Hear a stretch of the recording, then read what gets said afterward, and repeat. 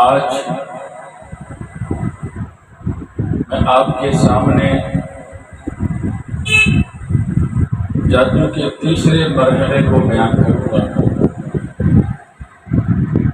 جب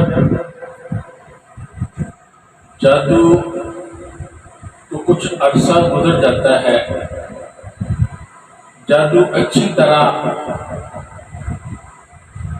انسان کے دل و دماغ پر حاوی ہو جاتا ہے، ہڈیوں کے اندر،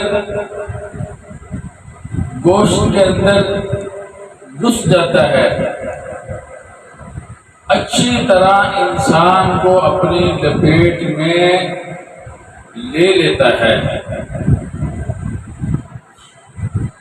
وہ اس وقت پیچھے سے بھی اپنی جڑیں مضبوط کر چکا ہوتا ہے اور انسانی جسم کے اندر بھی اپنی جڑیں مضبوط کر چکا ہوتا ہے۔ اب یہ آدمی جب ڈاکٹروں کے پاس جاتا ہے کبھی دل کا علاج کروا رہا ہوتا ہے، مگر دل کے اندر جو جادو کے ذریعے سے کوئی چیز بیٹھی ہوئی ہے یا داخل کر دی گئی ہے، وہ ڈاکٹروں کو نظر نہیں آتی، وہ صحت مند نہیں ہوتا، دن بدن اس کا مرض بڑھتا چلا جاتا ہے۔ ڈاکٹر تیز دوائی دیتے ہیں، چونکہ اثر نہیں ہو رہا ہوتا تو دوسرے اعضاء بھی متاثر ہونا شروع ہو جاتے ہیں، یا ذہنی کوئی مسئلہ ہوتا ہے، ڈاکٹر اس کا علاج کرتے ہیں، مگر وہ چونکہ اس علم سے نا واقف ہوتے ہیں، وہ دوائیاں دیتے رہتے ہیں، دماغ کا علاج کرتے کرتے معدے کا مسئلہ بنتا ہے، معدے کے بعد جگر کا مسئلہ بنا، جگر کے بعد دل کا مسئلہ بنا، دل کے بعد گردوں کا مسئلہ بنا، وہ بیچارہ راہی عدم ہو جاتا ہے۔ گردوں کے اندر مسئلہ ہے، ہوتا یہ ہے کہ جادو کے ذریعے سے کوئی چیز گردوں میں ڈال دی جاتی ہے، رکاوٹ بن جاتی ہے، خون سے یوریا صحیح طرح خارج نہیں ہوتا، پریشانی بنتی ہے، وہ ڈاکٹر کے پاس جاتا ہے، ڈاکٹر کے معائنہ میں بسا اوقات کوئی چیز نہیں آتی، اگر آتی ہے تو اس کا سبب نظر نہیں آتا، تو آگے سے علاج کرے گا، علاج تب کامیاب ہوگا جب پیچھے جو چیز اثر ڈال رہی ہے جب اس کو دیکھے گا، سمجھے گا۔ تو یہ جو ان کو کہتے ہیں پیچیدہ امراض، لا علاج امراض، حقیقت میں یہ لا علاج نہیں ہوتے۔ رسول اللہ صلی اللہ علیہ وسلم نے فرمایا، اللہ رب العزت نے کوئی بیماری ایسی نازل نہیں کی جس کا علاج نازل نہ کیا ہو، تو اس لیے وہ لا علاج ہماری ناواقفیت کی وجہ سے ہوتی ہے، وہ ہمارے جسم میں جو اپنا اثر مضبوط کر رہی ہوتی ہے وہ ہماری ناواقفیت کی وجہ سے یا ان دوسرے دیگر اسباب جو وہاں اپنا اثر ڈال رہے ہوتے ہیں ان سے ناواقفیت ہوتی ہے، مرض بڑھتا گیا، یوں دعا کی، مرض بڑھتا گیا یا یوں دوا کی، نہ دعا صحیح طریقے سے کر پا رہا ہوتا ہے، نہ دوا صحیح طریقے سے کر پا رہا ہوتا ہے، اس لیے مرض بڑھ رہا ہوتا ہے، پریشان ہوتا ہے، کبھی اس عامل کے پاس، کبھی اس عامل کے پاس، کبھی اس عامل کے پاس، عامل جی آپ کا، قاضی صاحب آپ کا، مولوی صاحب آپ کا، بابا جی آپ کا، پیر صاحب آپ کا، علامہ صاحب آپ کا، طویل اثر نہیں کرتا، معاملہ اتنا زیادہ، وہ طویل سے ایک اس کا حصہ کاٹے گا، 2 کاٹے گا، 3 کاٹے گا، جب وہ صاحب نظر ہوگا، اگر وہ صاحب نظر نہیں ہے، وہ صرف طویل جانتا ہے، تو وہ بھی بیچارہ کامل نہیں ہے، تو وہ کس طرح آپ کے مرض کو کنٹرول کر سکے گا؟ ہمارے ملک میں 99% یہی مسئلہ ہے، اس کو بھی نظر نہیں آتا، اس کو بھی نہیں آتا، یہ بھی اندھیرے میں تیر چلاتا ہے، وہ بھی اندھیرے میں برداشت کر رہا ہے۔ تو یہ ہمارا قومی عالمیہ ہے، صرف کسی علاج میں نہیں، دوسرے چیزوں کے اندر، دوسرے معالجات کے اندر، دوسرے مسائل کے اندر،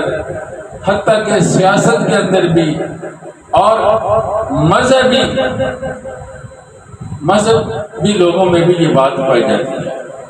وہ تو ہمارا ایک قومی عالمیہ ہے، مگر مریض بیچارے اپنی بڑی مشکل سے جن کا وقت گزرتا ہے، بڑی مشکل کے ساتھ تکلیفوں کو برداشت کر کر کے جو اپنا ٹائم پاس کرتے ہیں، ان کے لیے ایک درد سر ایک عذاب بن جاتا ہے۔ تو آج اگر آپ کو یہ میری باتیں سمجھ میں آ رہی ہیں، وہ میرا علاج سمجھ میں آ رہا ہے، اللہ کے فضل سے آپ کو کہیں جانے کی بھی ضرورت نہیں پڑے گی، اور اللہ رب العزت آپ کو شفائے کاملہ عاجلہ مستمرہ عطا کرے گا، اور وہ خبیث جادو کی چیز یا خبیث جن یا جو بھی اس کو آپ کہہ سکتے ہیں، موکل کہہ سکتے ہیں، وہ آپ کے سامنے گھٹنے ٹیکنے پر مجبور ہو جائے گا، آپ سے معافی مانگے گا۔ تو اس کے لیے تھوڑا سا جو پہلے میں نے عمل بتایا 10 آیت مبارکہ کا، اس میں ایک آیت مزید شامل کر لی ہے، اور تھوڑا سا طریقے کا فرق ہے، میں انشاءاللہ پہلے وہ آیت مبارکہ سن لیجئے کس طرح پڑھنی ہے، اس کے بعد جو طریقے کا تھوڑا سا فرق ہے وہ میں آپ کو بتلا دوں گا۔ اب آیت مبارکہ سنیے، یہ پہلے پارے کی سورۃ البقرہ کی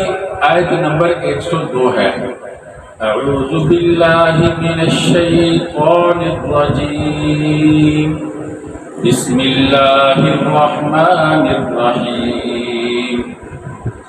واتبعوا ما تتلو الشیاطین علی ملک سلیمان وما كفر سليمان ولكن الشياطين كفروا يعلمون الناس السحر وما كفر سليمان ولكن الشياطين كفروا يعلمون الناس السحر وما كفر سليمان ولكن الشياطين كفروا يعلمون الناس السحر وما أنزل على الملكين ببابل هاروت وماروت وما يعلمان من أحد حتى يقولا إنما نحن فتنة فلا تكفر فيتعلمون منهما ما يفرقون به بين المرء والزوج وما هم بضارين به من أحد إلا بإذن الله وما هم بضارين به من أحد إلا بإذن الله وما هم بضارين به من أحد إلا بإذن الله ويتعلمون ما يضرهم ولا ينفعهم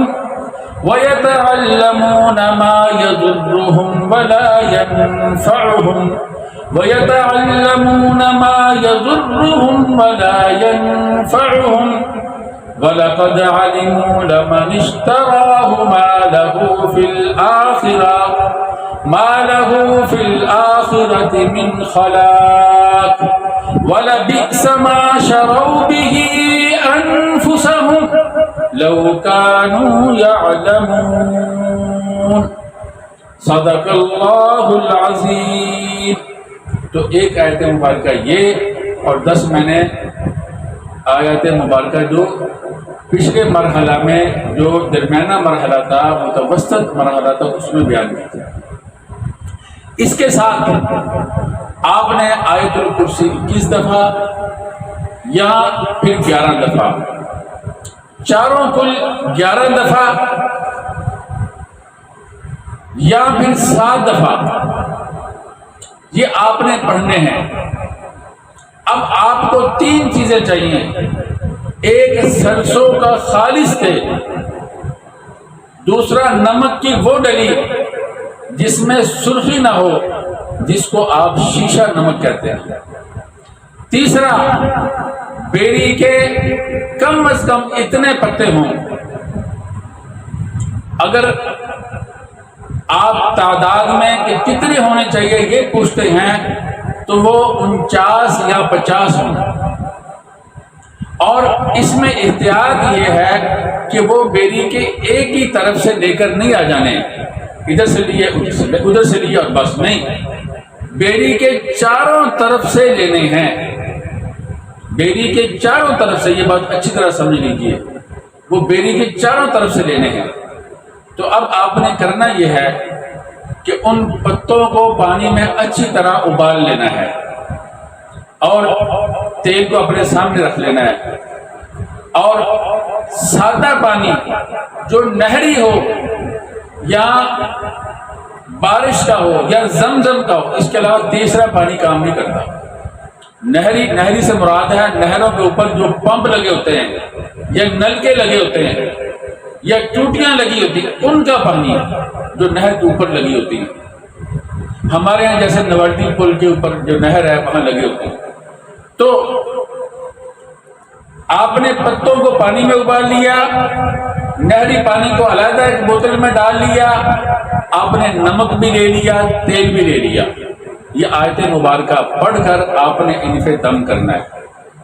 دم کرنے کے بعد آپ نے روز وہ پانی پینا ہے، جب بھی پیاس لگے وہ دم شدہ پانی پینا ہے، اور بیری کے پتوں والے پانی سے نہانا ہے۔ نہانے کا میں نے پہلے طریقہ بتلا دیا ہے کہ پانی گٹر میں یا واش روم میں نہیں گرانا، کہیں پاکیزہ جگہ پہ یا ٹب پہ بیٹھ کر اور لنگی باندھ کر لنگی پاؤں کے اوپر تک جائے، اوپر سے پانی ڈالنا ہے، اس طرح نہانا ہے۔ اس پانی کو بھی کسی پاکیزہ جگہ پہ، کسی باغ میں، کسی کیاری میں، گملوں میں، چھت پہ، دیوار پہ، ایسی جگہوں پہ ڈالنا ہے۔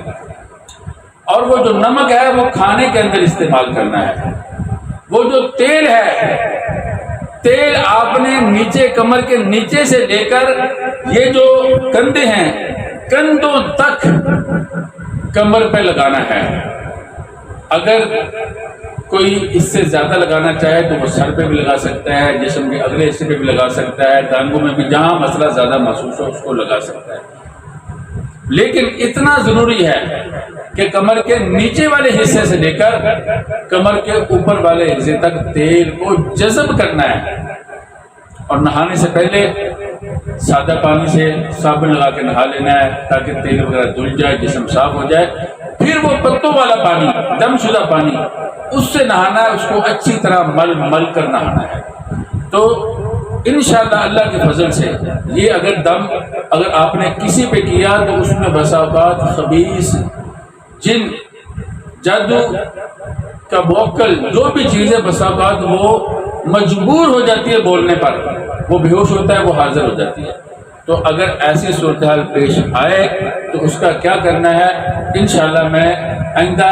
کسی بیان کے اندر، کسی ویڈیو کے اندر اس کا ذکر بھی کروں گا، اس کو بھی سمجھاؤں گا، اور یہ بھی بتلاؤں گا کہ جادو جب انسان پر اپنا اثر کرتا ہے وہ کیا حالتیں ہوتی ہیں، اور جادوگر کو ہم سے کیا چیزیں مطلوب ہوتی ہیں جس کے ذریعے سے وہ ہمارے ساتھ اپنا تعلق جوڑ کر ہمارے اوپر اپنا اثر ڈالتا ہے، تاکہ ہم ان چیزوں سے بچ سکیں۔ تو آج کے لیے اتنا ہی کافی ہے۔ دعا کیجیے اللہ رب العزت میں اس موذی مرض سے بھی اور دوسرے موذی امراض سے بھی اپنی حفاظت میں رکھیں، ہم سب کو شفائے کاملہ عاجلہ مستمرہ عطا فرمائے۔ وآخر دعوانا ان الحمد للہ رب العالمین۔